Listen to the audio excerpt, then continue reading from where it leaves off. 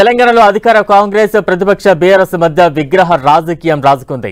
తెలంగాణ అధికారిక చిహ్నం తెలంగాణ తల్లి విగ్రహంతో పాటు సచివాలయ ప్రాంగణంలో రాజీవ్ గాంధీ విగ్రహం ఏర్పాటుపై చర్చ జరిగింది. రాజీవ్ గాంధీ విగ్రహం ఏర్పాటు చేయడంపై ఎమ్మెల్సీ కవిత అభ్యంతరం తెలిపారు.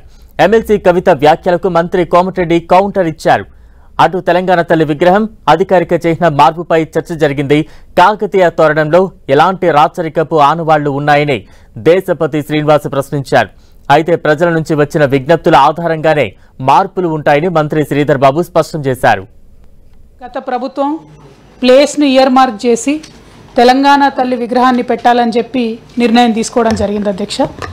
ఇప్పుడు వచ్చినటువంటి ప్రభుత్వం మరి తెలంగాణ తల్లి స్టాచ్యూ ప్లేస్లో గౌరవ భారతదేశ పూర్వ ప్రధానమంత్రి రాజీవ్ గాంధీ గారి స్టాచ్యూ పెడతామని చెప్పి నిర్ణయం చేసుకొని నిన్న అక్కడ ఫౌండేషన్ స్టోన్ వేయడం జరిగింది అధ్యక్ష.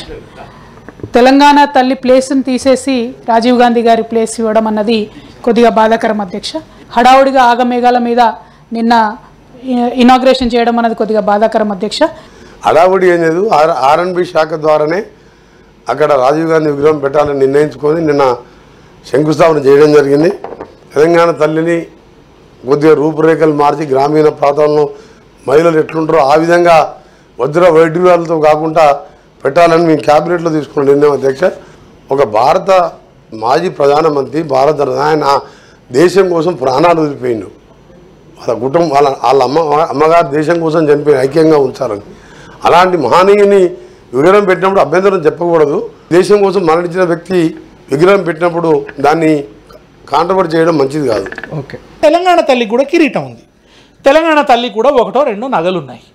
కానీ నగలు ఉండకూడదండి. తెలంగాణ వాళ్ళు నగలే ధరించారంటే రామప్ప శిల్పాల్లో నగలేవా అధ్యక్ష? రామప్ప శిల్పాల్లో ఉన్నటువంటి స్త్రీమూర్తులకు నగలు ఉన్నాయి. అసలు నగలు అనే ఒక దాని మీద ఆ తల్లి రూపాన్ని మనం కాదనంటే అది ఇప్పటికే సమాజంలో ప్రతిష్ఠితమైంది. గ్రామాన పెట్టుకొని ఉన్నారు. అది ఇప్పుడు అందరి తలపులలో రికార్డ్ అయిపోయింది. అన్నిటికన్నా ముఖ్యంగా అది ఎందుకు వచ్చింది అధ్యక్ష? ఉద్యమ సందర్భంలో వచ్చింది. మన సాంప్రదాయాలని మన కీర్తిని మొత్తం ప్రపంచవ్యాప్తంగా ఈరోజు వెదజల్లిన వాళ్ళని ఎవరిని కూడా అగౌరవపరిచే కార్యాచరణ తీసుకోలేదు, కార్యక్రమం కూడా తీసుకోం.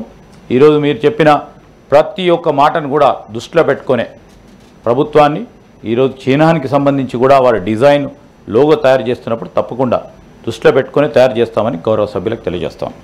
తెలంగాణ తల్లిని ఏదో ఇవాళ అధికారంలో ఉన్న మేమే కాదు, ఈ సమాజంలో డిఫరెంట్ కాన్సెప్ట్స్తో తెప్పించిన తర్వాత ఫైనల్ చేస్తామన్నామే తప్ప ఏదో తెలంగాణ తల్లిని మేము డిజైన్ చేసి ఈ ప్రభుత్వం డిజైన్ చేసి చేయాలన్న ఉద్దేశం కానే కాదు.